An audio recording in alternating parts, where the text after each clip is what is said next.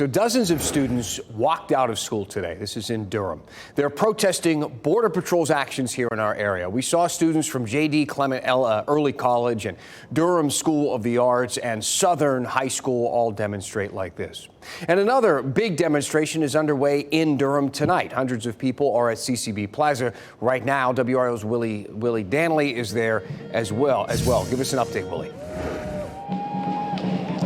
Well, Dan, clearly the rain has not deterred people from coming out here to CCB Plaza. I mean, take a look at this. There are hundreds of people here holding signs, panting their drums, and singing chants right here. You can hear all the cars honking their horns right now. This is actually the second protest this week right here in this plaza, and the second one that I've attended, and it's safe to say that this one is more than double the size. There are elected officials here, students here, people here who are fighting for the rights of their neighbors. That's what they're telling me. They're saying that this is a collective issue. Even if it doesn't impact them, they feel obligated to speak up for people being impacted in their community. You can see right here the crowd gathering right near the road. We're told that eventually they plan on taking to the streets. We're going to continue to remain out here, keeping an eye on this protest, keeping you up to date, both online and on air. Back to you. Okay, we will check back in, Willie. Thank you for that update. Now, we did get a great follow-up question on immigration enforcement that we have seen in North Carolina this week, and this one comes from a viewer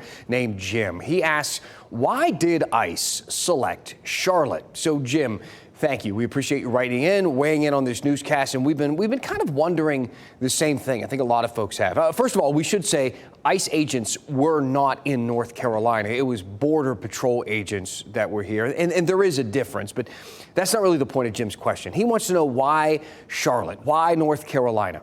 Well, unfortunately, we don't really have one big perfect answer for that, but there are a lot of little answers, and they probably all contribute to the same bigger picture in some way. We'll let you piece that together. But we're going to start with how DHS answers that question.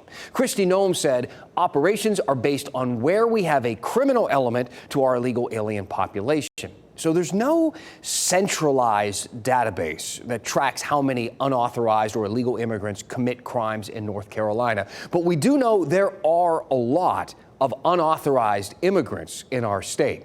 A 2023 report from the Pew Research Center analyzed data from the U.S. Census Bureau, and they estimate 425,000 unauthorized immigrants live in North Carolina. Only 7 other states have more than we do. DHS has also said that North Carolina has refused to hand over 1,400 people to immigration officials. Here's how the DHS Assistant Secretary Tricia McLaughlin put it on Fox News. There's about 1,400 criminal legal aliens that right now are in North Carolina in Charlotte's jails that they refuse to turn over to ICE law enforcement.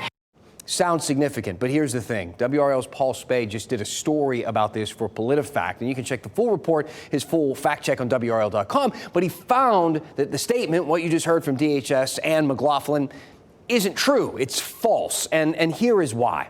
So for a while, sheriffs in North Carolina were ignoring requests from ICE. The Mecklenburg County and Wake County sheriffs were among them. But that all changed last year. A new state law requires sheriffs to cooperate. A spokesperson with the North Carolina Sheriff's Association told us, I do not believe that there are any North Carolina sheriffs who are refusing to turn over inmates to ICE as required by law. That takes us to the possible political reasons for picking Charlotte. City Council members Malcolm Graham, a known Democrat, has said this appears to be more about politics than public safety. Republican Senator Tom Tillis talked about the political side of it yesterday morning. Listen here. I will say that the reason that they're likely in Charlotte is because we have a sheriff who had basically a sanctuary city policy. So basically, he used that word basically, and we'll use technically. Charlotte is not a sanctuary city, technically. The DOJ defines a sanctuary city as a place where policies that undermine federal immigration enforcement. North Carolina cities cannot do this. A 2015 law banned any policy, ordinance, or procedure that limits or restricts the enforcement of federal immigration laws. The DOJ made a list, actually, of sanctuary cities and counties earlier this year. President Trump ordered them to do this, and Charlotte did not make that list. That said, Charlotte is a, quote, welcoming city. And you might say, Dan, that is what Senator Tillis means. Welcoming city basically is the same thing as a sanctuary city, but there is a difference. A welcoming city is defined as a place that has created policies and programs reflecting their values and commitment to immigrant inclusion. So Charlotte offers translation and interpretation services, things like that, and pathways into naturalization, that kind of process. You might not support those policies, but they are different from blocking cooperation with ICE, and that's the difference between those two connotations. So again, why did the feds pick Charlotte?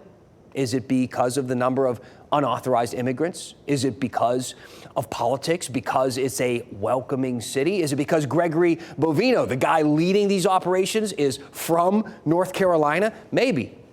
It's hard to say. I don't know.